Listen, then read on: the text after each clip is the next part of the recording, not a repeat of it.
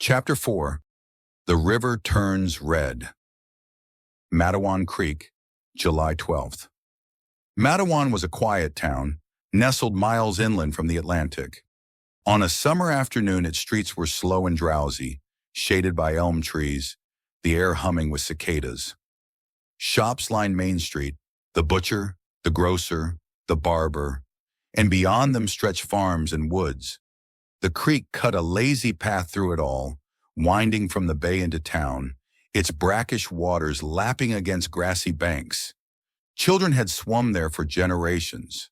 It was shallow, calm, and safe.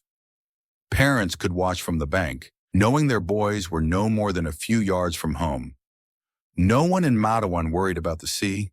The sea was far away, a world apart.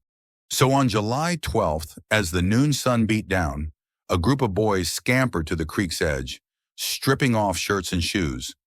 Among them was Lester Stillwell, 11 years old, slight and pale, with a mischievous grin. He was known in town as a bit frail but spirited, a boy who longed to keep up with the older lads. "Come on, Lester, last one in's a chicken," one of the boys shouted. The water was cool, shaded by trees. The boys splashed and laughed, diving and dunking one another, their shouts carrying across the quiet town. Women hanging laundry paused to smile at the noise. A man mending a fence nearby nodded with approval. Boys being boys, nothing more. Then Lester shrieked. At first it sounded like play, but the sound grew sharp, raw. The others turned, startled. Lester flailed wildly, his face contorted. "Something's got me," he screamed. "Help! Please help!" The water around him exploded, a violent churn. Dark red spread in the current. The boys froze in horror. Then in a rush of terror, they scrambled for the bank, shouting, "Shark!" Shark in the creek. The cries rang through Matawan like fire bells. Men rushed from shops, wiping their hands on aprons. Women dropped baskets in the dust. "A shark?" one man scoffed, running toward the creek. "In fresh water? Impossible." But the boys' faces told another story. White with terror, eyes wide, voices breaking. It took him. It took Lester. Within minutes, dozens had gathered at the banks. The water rippled gently, almost mockingly calm now. No trace of Lester remained. Only a faint swirl of crimson eddied on the current. "God Almighty," whispered the barber, hat in hand. One of the men pushed forward. Stanley Fisher, a young tailor, tall and broad-shouldered, known for his steady nature. He stood at the edge of the creek, jaw set, scanning the murky water. "The boy's down there," he said grimly. "We can't just stand here." Someone caught his arm. "Stan, don't be a fool. If there's truly a shark." But Fisher shook him off. "That's a child. I'll not let him lie down there while we gape like cowards." He stripped off his shirt and shoes and plunged into the creek. The water closed dark and cool around him. Fisher dove, groping through weeds and mud, his lungs burning as he searched. Above, townsfolk leaned over the banks, calling encouragement, their voices taut with fear. Minutes stretched. Then Fisher surfaced, gasping. "I felt him," he cried. "He's there. I'll bring him up." He dove again. This time he broke the surface, clutching Lester's limp body. The boy's skin was waxen, his small frame motionless. But Fisher's relief was cut short. A dark shape surged beneath him. The water erupted in a spray of foam. Fisher screamed as the shark struck, its jaws tearing into his thigh.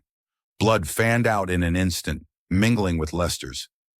"God, it's got him too!" someone cried from shore. The crowd shouted in horror as Fisher thrashed, trying to keep hold of the boy. The shark lunged again, wrenching at him with terrifying force. Still he clung to Lester, refusing to let go.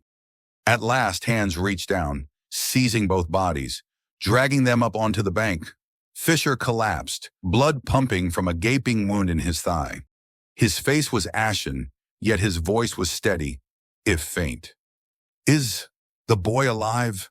he whispered. No one could answer. Lester lay still, beyond saving. As men bound Fisher's wound with belts and rags, he looked once more toward the water.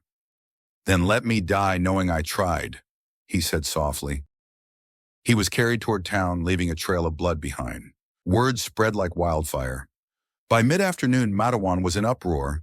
Shops shuttered, women wept openly in doorways, and children were pulled indoors by frantic parents. A group of men armed themselves with rifles and shotguns, marching toward the creek. If a shark could swim here, in their own backyard, then no place was safe.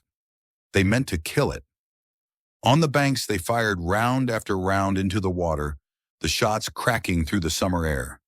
The creek churned with bullets, but no fin surfaced. The creature had vanished as silently as it had come. As if to prove it was still near, the shark struck again that very afternoon.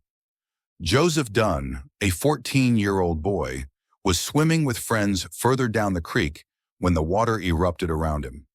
"It's got me!" he cried, thrashing wildly.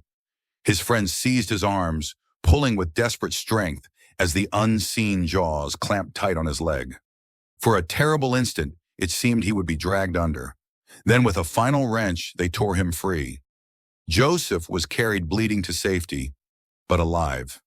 The only one to survive the Matawan assaults. By nightfall, Matawan was a place transformed. Streets once filled with the hum of summer evenings were silent.